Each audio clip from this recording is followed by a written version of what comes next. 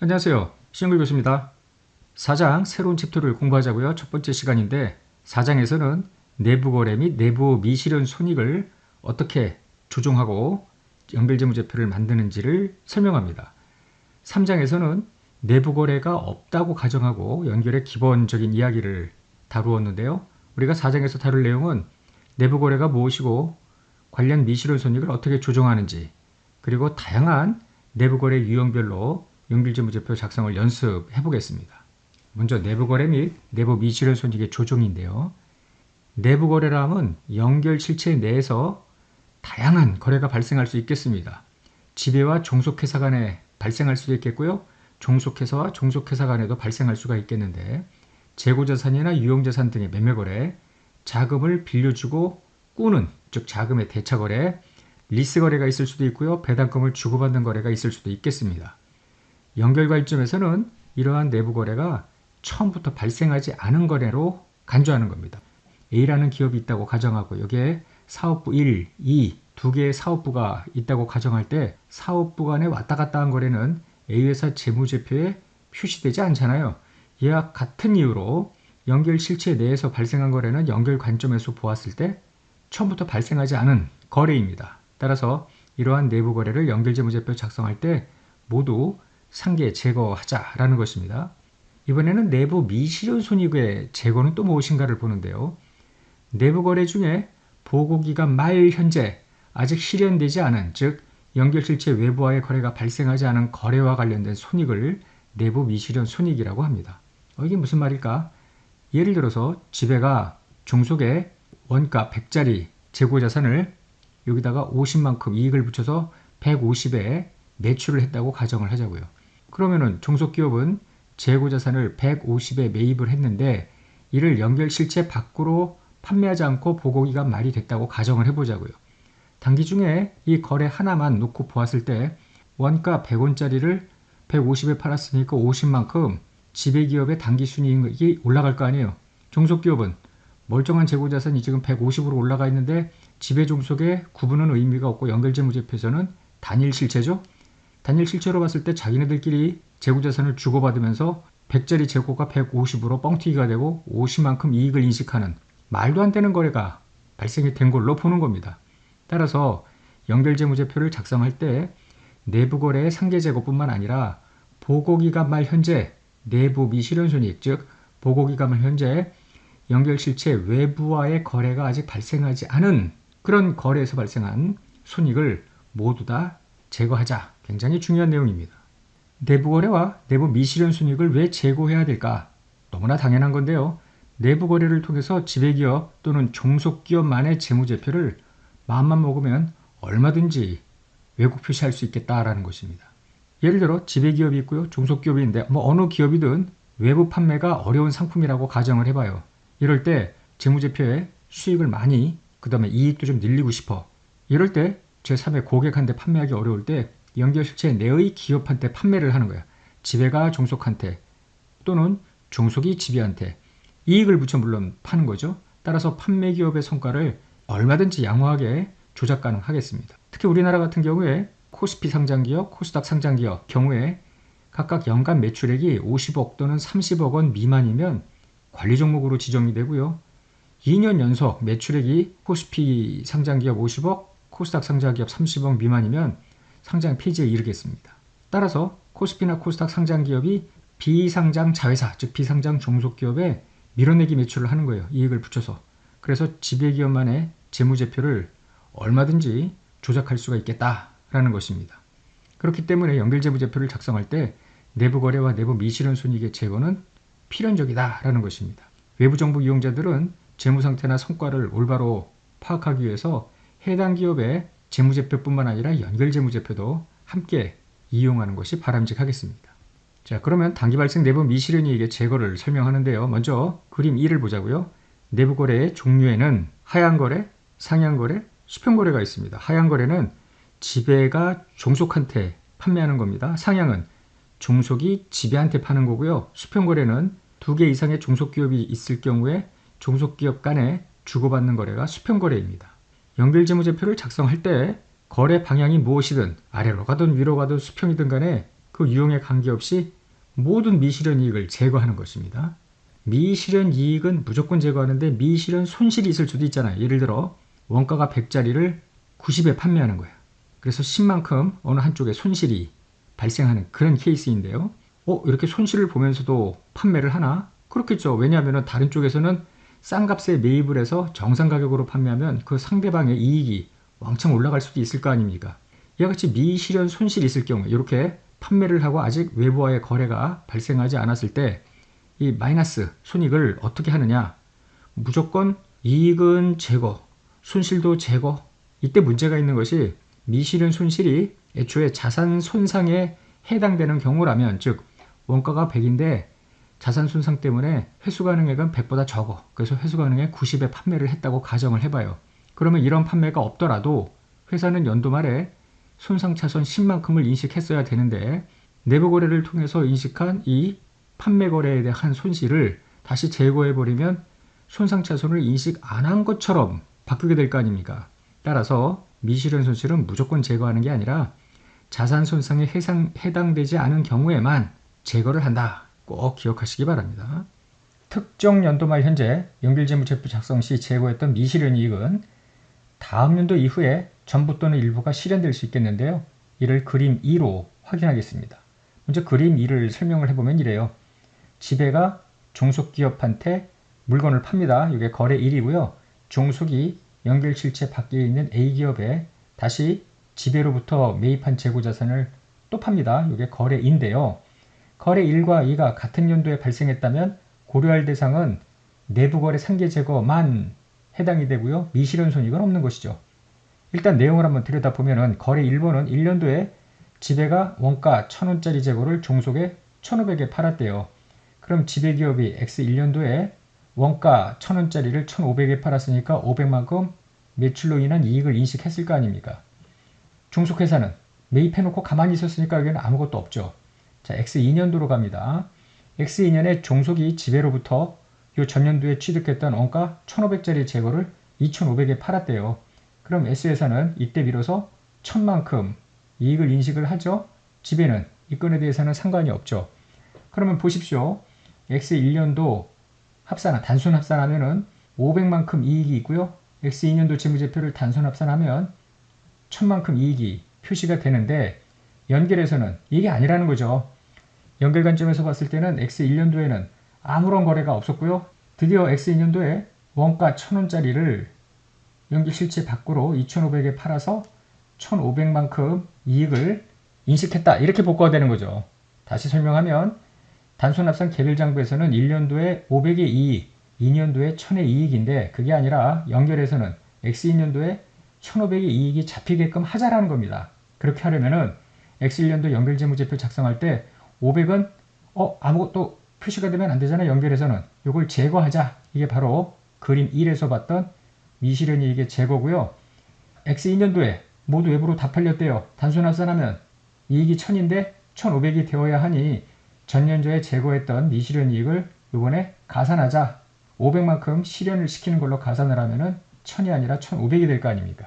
그래서 다시 한번 여기를 정리를 해보면 거래 1에서 발생한 내부거래 이익은 미실현 이익입니다. 따라서 X1년도 연결재무제표 할 때 모두 제거하는 겁니다. 거래 2, X2년도인데요. 거래 2가 발생할 때 전기 말의 미실현 이익, 즉 이 케이스에서는 500이었는데 이것이 드디어 실현된 걸로 보자.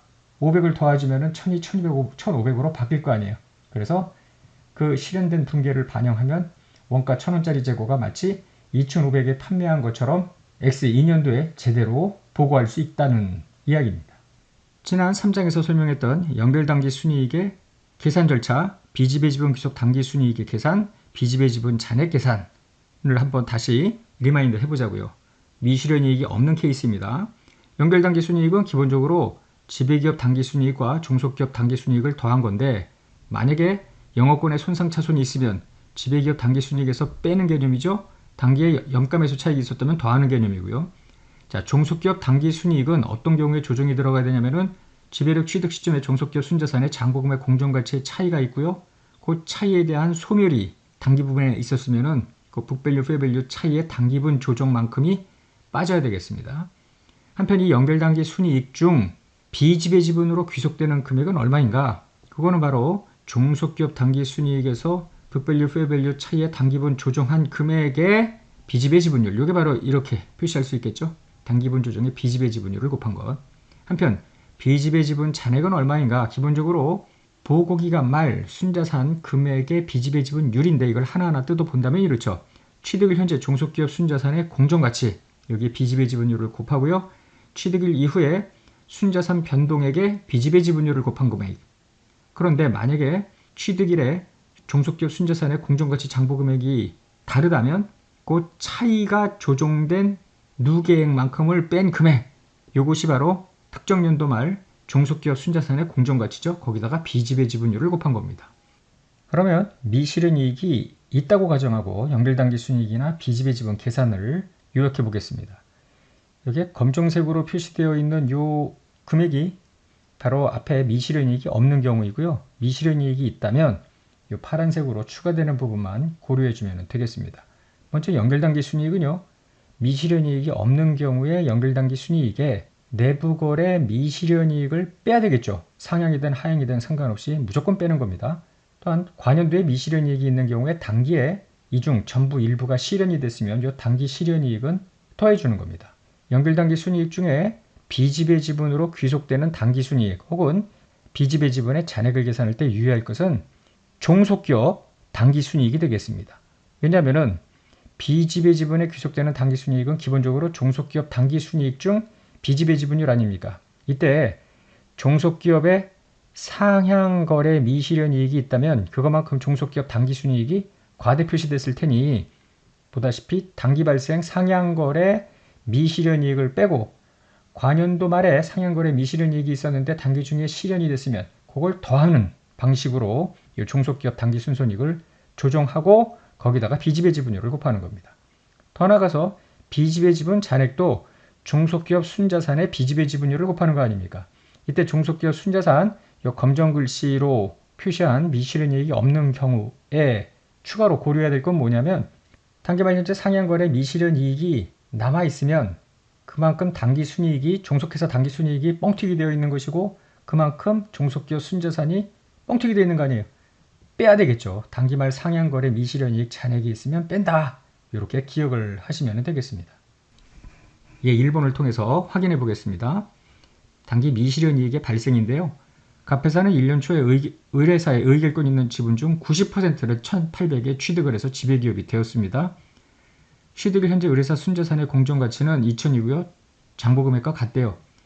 공정가치 2,000의 90%를 1,800에서 쓰니까 초과지급액은 없죠. 그래서 영업권은 없다. 이렇게 되어 있습니다.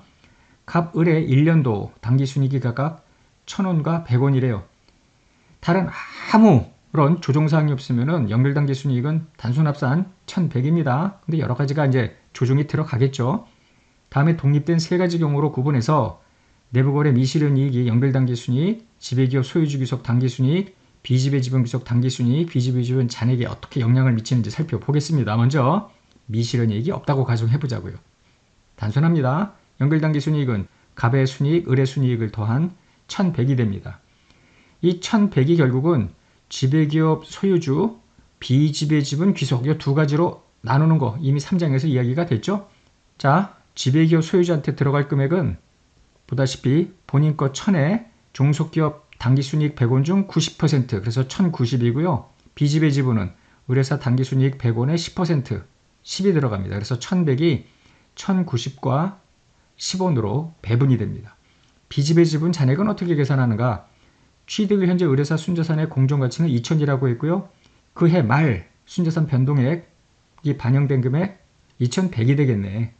이 케이스는 아무런 내부거래가 없기 때문에 그냥 2,100의 10% 212 비지배 지분 잔액입니다. 3장에서 보았던 그림으로 확인을 해볼까요? 갑회사 당기순이익 1,000, 의뢰사 당기순이익 100 조정하는 거 하나도 없죠? 영업권의 손상도 없었고요. 내부거래 미실현 손익도 없습니다. 이런 경우에는 단순하죠. 이 1,100인데 이 100의 10%만큼이 비지배 지분 귀속, 나머지가 지배기업 소유주 귀속. 그래서 다음과 같이 연결 포괄손익계산서 밑에 당기순이익 밑에 지배기업 소유주 귀속, 비지배 지분 귀속 당기순이익을 추가로 표시를 합니다. 이번에는 단기에 하향거래가 있었고요. 그 하향거래 미실현이익이 30이 있다고 가정을 해보자고요. 그럼 연결당기순이익은 1000에다가 100 더한 1100인데 단기에 발생한 하향이든 상향이든 무조건 미실현이익은 빼줘야 됩니다. 30만큼은 지배가 종속한테 팔면서 30만큼 이익을 붙였는데 아직 연결실체 밖으로 거래가 이루어지지 않았다는 거잖아요. 두 재무제표를 단순 합산하면 당기순이익은 30만큼 뻥튀기 되어 있으니 얘를 빼자라는 겁니다. 그래서 제대로 된 이 거래가 없었더라면 연결당기순이익은 1070이다 라는 겁니다. 1070의 연결당기순이익은 지배기업 소유주와 비지배 지분에 각각 귀속돼야 되는데, 자, 지배기업 소유주 갑회사건은 원래 자기께 개별장부에 순이익이 1000인데 30만큼 과대표시된 거죠. 내부거래를 통해서 과대표시된 거 빼고요. 그 다음에 종속기업 순이익 중 90%가 지배 거죠. 따라서 1060입니다. 한편 비지배 지분 의뢰사 당기순이익 중 10%만큼 10, 그래서 1060과 10원으로 구분이 되고요. 비지배 지분 잔액 앞서 미실현이익이 없는 경우와 다르지 않습니다. 그림으로 보면 이렇습니다. 갑회사 당기순이익 1000, 의뢰사 당기순이익 100인데 미실현이익은 하향이고요. 하향은 요 지배기업에서 조정하는 거죠.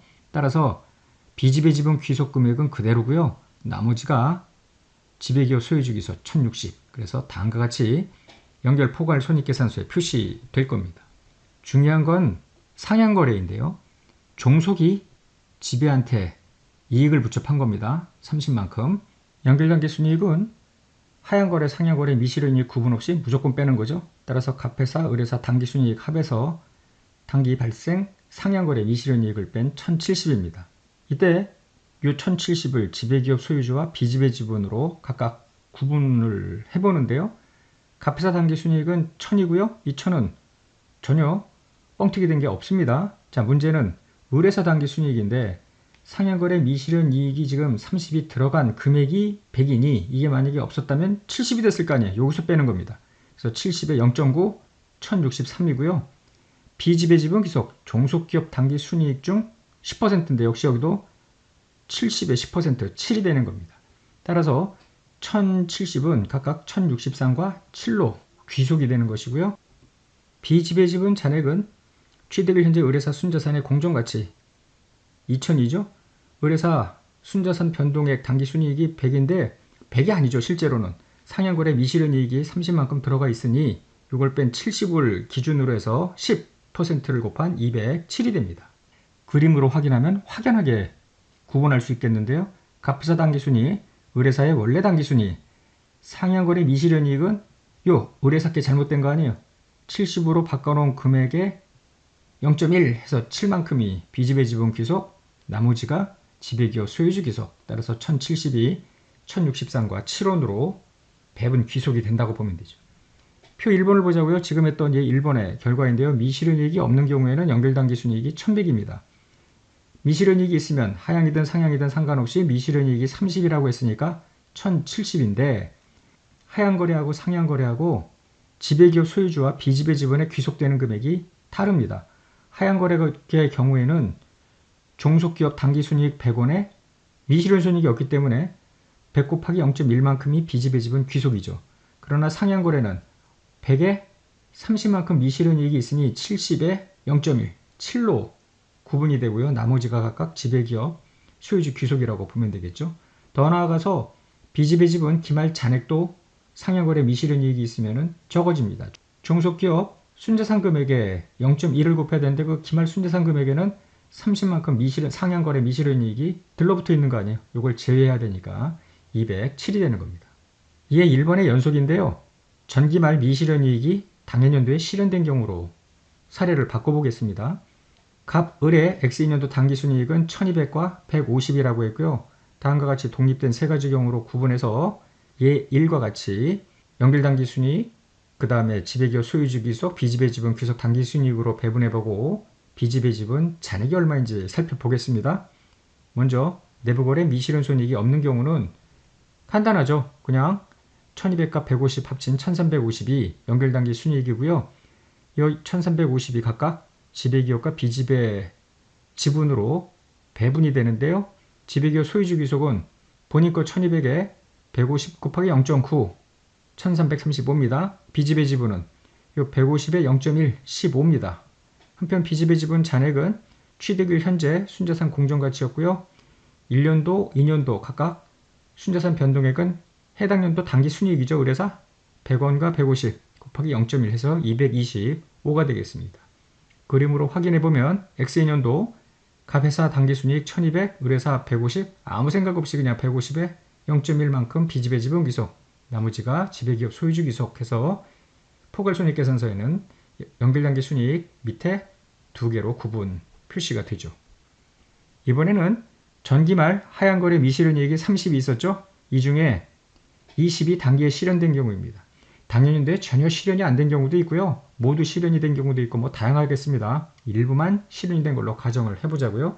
그러면 연결당기 순이익은 갑회사 당기 순이익, 의뢰사 당기 순이익 여기에 단기에 새로 발생한 미실현이익이 있으면 빼고요. 단기에 관연도로부터 이월되어 온 미실현이익이 실현된 것이 있으면 더해주라는 이야기죠. 상향이든 하향이든 무조건 더해주는 겁니다. 따라서 플러스 20, 1370이 연결단계 순이익입니다. 1370은 지배기업 소유주와 비지배 지분으로 각각 귀속이 되는데요. 갑회사 단기 순이익에 관연도 미실현이익이 실현된 걸로 가정하니까 1220이 갑회사의 순이익으로 간주하는 겁니다. 한편 의뢰사 쪽은 전혀 상향거래가 아니니까 150 곱하기 0.9 한 것만큼 지배기업 소유주에 들러붙죠. 1355. 비지배 지분은 의뢰사 당기순이익의 10% 15 이와 같이 배분이 되고요. 비지배 지분 차내 앞서 경우 1과 다르지 않습니다. 취득일 현재 의뢰사 순자산의 공정가치 1년도 순이익, 2년도 순이익. 의뢰사 순이익은 전혀 변동 없습니다. 내부 상향거래 미실현이익이 없으니까 10% 225. 그림으로 보면 명확하죠. 갑회사의 원래 당기순이익 표면적으로 1200, 의뢰사 150인데 관연도 미실현이익이 실현됐다며 하향입니다. 따라서 여기서 조정이 되는 거예요. 그렇기 때문에 비지배 지분 귀속되는 금액은 전혀 상관없죠. 이 청색으로 된 부분, 이 부분에 지배기업 소유주 귀속으로 하향거래 실현이익이 반영이 되고요. 다음과 같이 포괄손익계산서가 표시가 됩니다. 자, 마지막으로 전기 말 미실현이익이 상향이었다고 가정해보자고요. 상향거래 미실현이익 30원 중 20원이 단기에 실현이 됐다고 하면은 연결당기 순이익 상향이든 하향이든 플러스 20, 한 1370입니다. 그런데 이 1370원을 지배기업 소유주와 비지배 지분으로 귀속시킬 때 조심해야 되겠죠. 이게 상향이기 때문에 그렇습니다. 상향.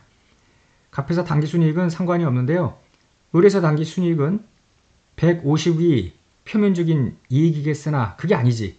전년도에 미실현이라고 제고했던 걸 당겨년도에 다시 플러스 해주는 겁니다. 1, 2년도 다 합치면 그 효과는 상쇄가 되는 거죠. 그래서 170의 0.9만큼이 지배기업 소유주 귀속이고요. 비지배 지분 귀속은 150에 20을 더한 금액에 이번엔 0.1, 17이 비지배 지분 귀속입니다. 비지배 지분 잔액은 2000에 전년도 당기순이익, 금년도 당기순이익인데 여전히 미실현이익의 잔액은 10만큼 있죠. 그래서 10을 뺀 금액의 10% 224가 되겠습니다. 그림으로 확인할게요. 여러분들은 뭐 시험 문제 같은 거 풀 때 앞서 보았던 이런 계산식이 뭐 편하시면 뭐 편한 분들은 편하게 이렇게 계산을 하면 되고 좀 더 시각적으로 머릿속으로 생각할 때 이 그림을 이용하는 것도 좋다고 생각이 돼요. 갑회사 당기순이익 1200, 의뢰사의 개별 순이익이 150인데 150이 아니지. 20만큼 관연도 미실현이익 중 20이 실현됐잖아요. 그래서 170이고요. 거기에 10%가 비지배 지분 귀속, 나머지 금액이 지배기업 귀속 이렇게 들어간다는 것이죠. 얘 1번과 마찬가지로 얘 2번에서도 미실현 손익이 없는 경우 하향거래, 상향거래 실현이익이 있는 경우 구분을 해 놓았습니다. 여러분들이 복습하실 때 얘 2번 관련해서 꼼꼼하게 다시 한번 다져보시기 바랍니다. 4장 첫 번째 강의 여기서 끝내겠습니다.